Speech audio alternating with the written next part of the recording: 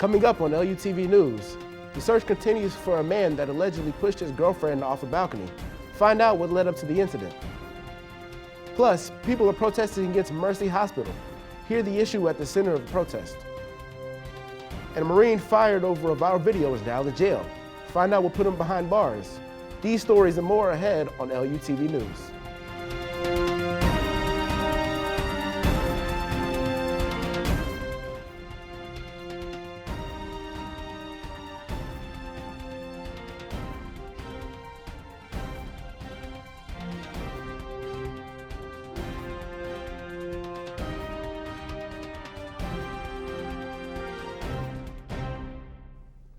Welcome to this edition of LUTV News. I'm Christopher Rogers.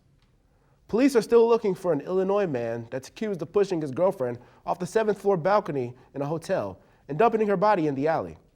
29-year-old Cameron Creamer is facing first-degree domestic assault and kidnapping charges. Police say the incident happened while Creamer and the girlfriend were arguing at a St. Louis Holiday Inn back in June. He then threw her into a car and dumped her into an alley. Police say the paramedics found the woman alive but naked and unable to move in an alley. Authorities say if you have any information on Creamer's whereabouts, please call police. St. Charles County Schools are discussing new quarantine guidance for students. County Executive Steve Ellman announced on Monday that students can come back to school after being in contact with someone who have COVID-19, as long as they wear a mask when they come back.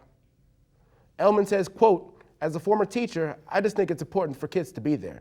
If things continue to get better, then we can relax those standards even more. If, God forbid, they get worse, then we're going to have to deal with that as well." The whole Missouri Department of Justice, Health and Senior Services approved the COVID booster shots on Monday. The approval applies to immunocompromised or at-risk individuals. Those who are eligible are people 65 or older and those in long-term care settings, 50 to 64 with underlying medical conditions, 18 to 49 with underlying medical conditions, and 18 to 64 with increased risk for COVID exposure due to work. To receive a booster shot, it must be at least 6 months after your second dose. COVID-19 vaccine protesters stood along a Manchester Road overpass. Protesters hung a large sign that says "Mercy Fires Heroes" Tuesday morning. The sign's message is referring to vaccine mandates that Mercy employees are facing. Mercy workers must be vaccinated by September 30th or face an unpaid 28-day suspension. St. Louis hospitals are among the first employers to issue a vaccine mandate. St. Louis County just recorded its first human case of the West Nile virus of 2021. 2 people who contracted the virus were just released from a local hospital with West Nile symptoms. Officials say that there have been 11 human cases with the virus in the county since 2011. Residents should take precautions to prevent mosquitoes from breeding. To do this, eliminate any standing water around your home at least once a week. Fill any holes in the yard with sand or dirt, and clean out your gutters. School district officials say that a black student admitted to writing racist comments in the bathrooms at Parkway Central High School. When high school students discovered the messages last week, they walked out of class to protest. Messages contain racial slurs and wishing death upon black people. Parkway School Superintendent Keith Marty said in an email that the vandalism was a significant violation of multiple codes of conduct, and the matter had been referred to police. The student will also face consequences from the school district. The McCloskeys are still waiting for the news of whether they can practice law anymore. Mark McCloskey tells Fox News that they are being penalized for exercising their right to defend themselves. The left is using the mob specifically to intimidate people, and they're specifically moving into neighborhoods where people don't expect to have riots and mobs and attack them specifically to make people know that you can't be safe anywhere. He also says that the Bar Association is, quote, "too woke to let it go." Straight ahead on LUTV News, multiple baby food brands have been found to have toxic metals in them. What the government is saying about that discovery.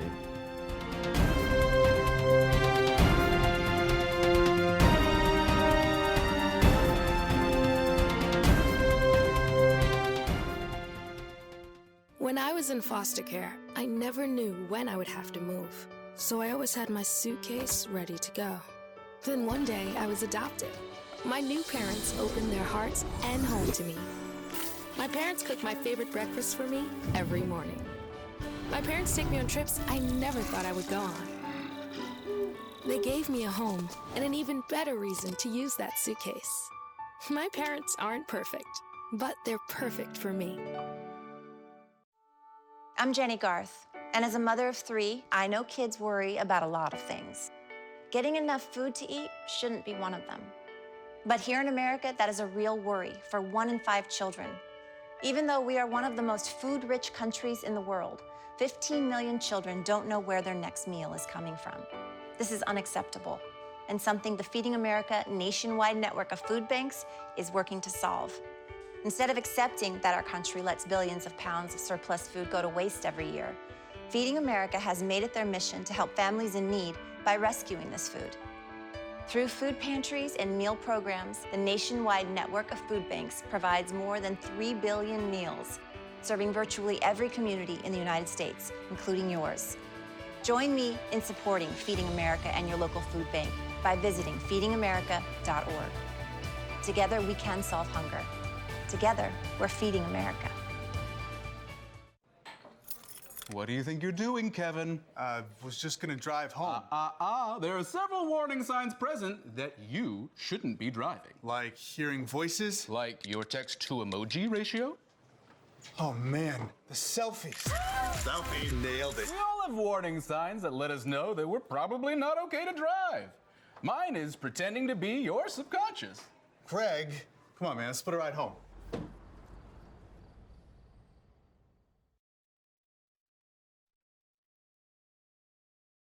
Several U.S. generals are testifying to Congress about keeping troops in Afghanistan after the withdrawal. This is the first time they have testified publicly that they believe it would be a mistake to completely withdraw all troops from Afghanistan. Biden initially stated that no troops should be left in Afghanistan because, quote, it wasn't in the interest of the American people. However, U.S. Central Command General Kenneth McKenzie recommended that the U.S. kept 2,500 troops in Afghanistan, and that the complete withdrawal would eventually lead to a collapse of Afghan military and government. There are still some Americans in the country, and evacuations are still ongoing. 21 Americans were just evacuated on Tuesday at Kabul airport. A Marine who was fired over a viral video is now in jail. Lieutenant Colonel Stuart Scheller was sent to military jail on Monday.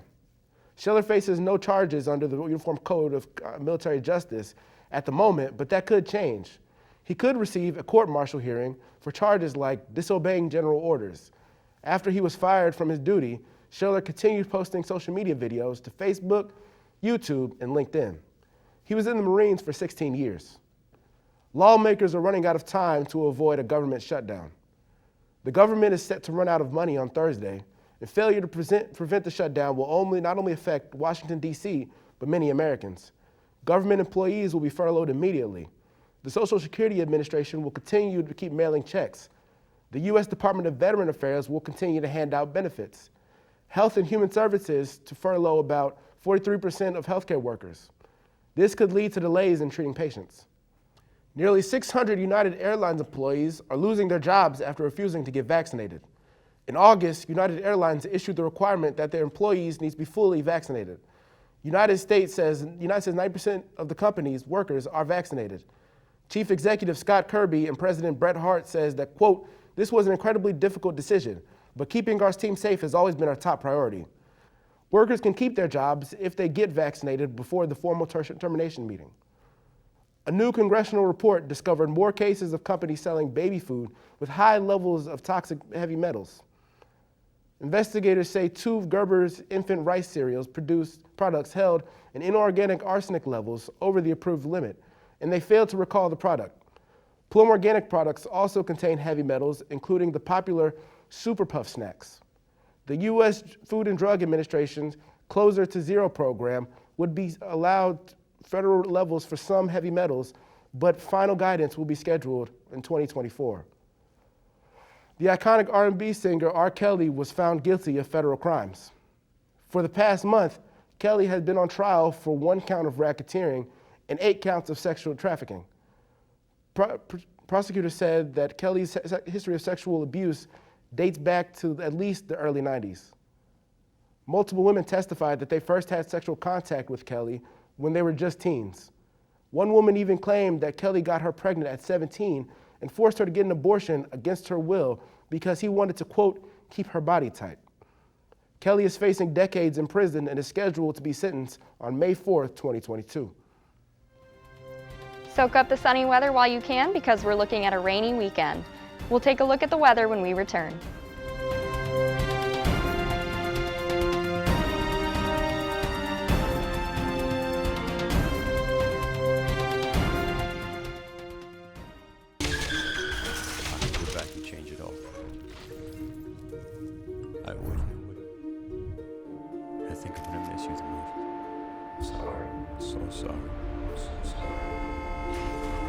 It's just a little more. I could go back and change it all. I could go back. I would. But I can't.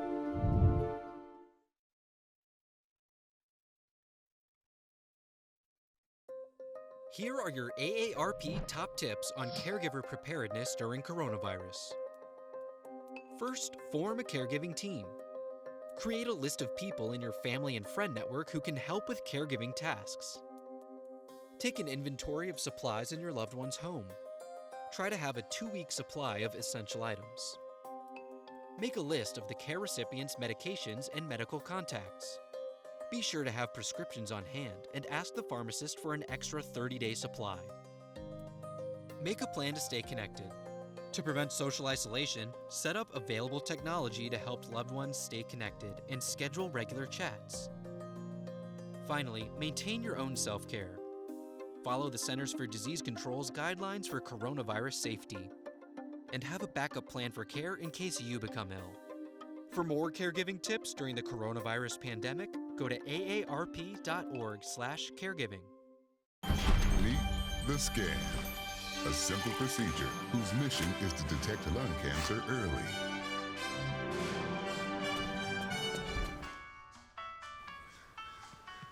I'm here to save you! But I feel fine. That's great, but you may still be at high risk for lung cancer. Oh man, that's a new fence. If you smoke, early detection could save your life. Learn more at savebythescan.org.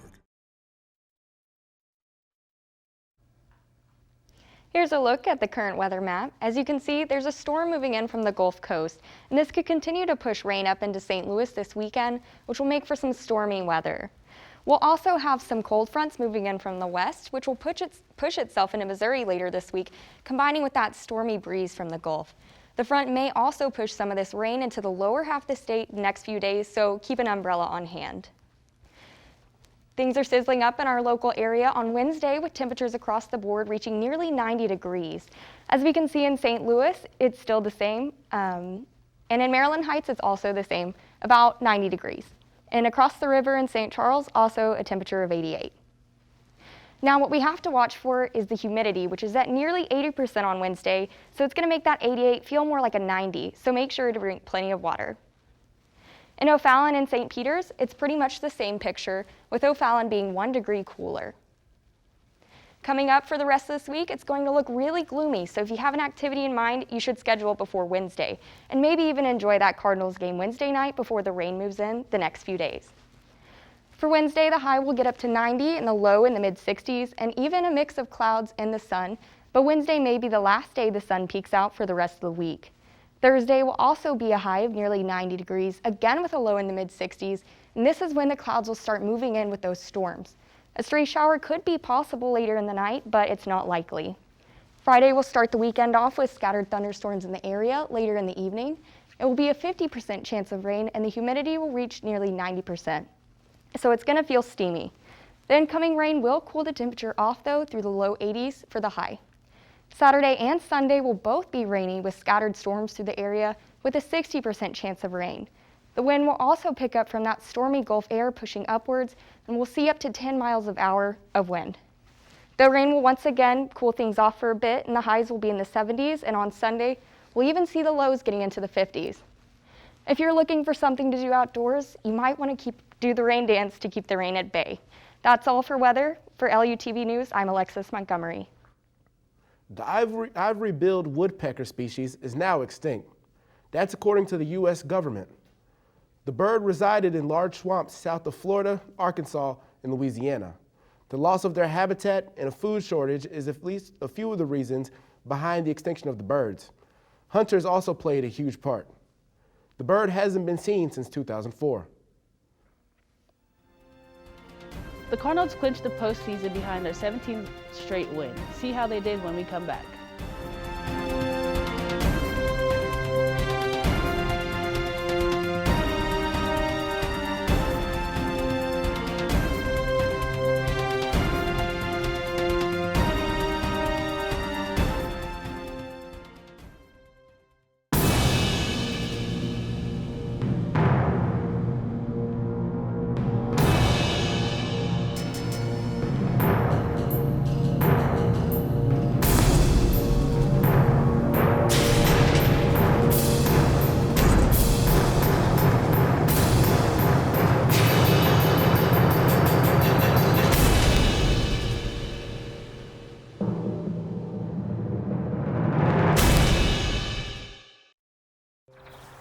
You see certain things get reincarnated in your children.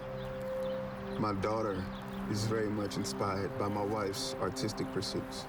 So my daughter started making necklaces. She makes what we call affirmation fashion. I tell her every day that your black is beautiful.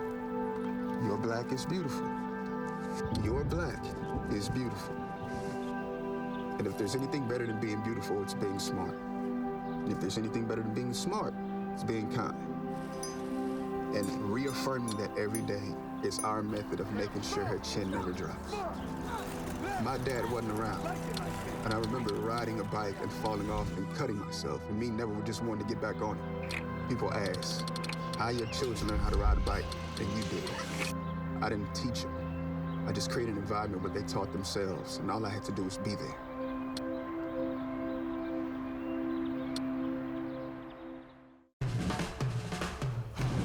When you adopt a shelter pet, you discover their unique mix of all kinds of traits. Where'd Wiley go? Where's Wiley? Ah, there she is. Paw? Do you remember being an ancient wolf? Do you ever feel the call of the wild? You're a renegade cop, and I'm a con woman with nothing to prove. But together, we could really solve this murder. They're a little bit of a lot of things, but all of them are pure love.